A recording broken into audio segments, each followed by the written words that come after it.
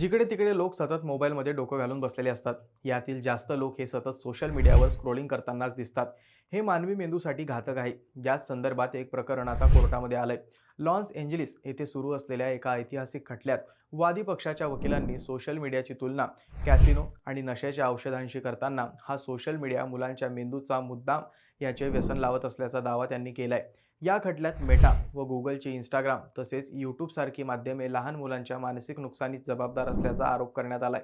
लहान मुलांनी तासनतास या मीडियाशी चिकटून राहावे अशा प्रकारे या माध्यमांची रचना करण्यात आली असल्याचा दावा वकील मार्क लॅनियर यांनी केलाय. वकील मार्क लॅनियर यांनी यांच्याशी संबंधित दोन कंपन्यांचे अंतर्गत ईमेल आणि दस्तऐवज न्यायालयामध्ये मांडले.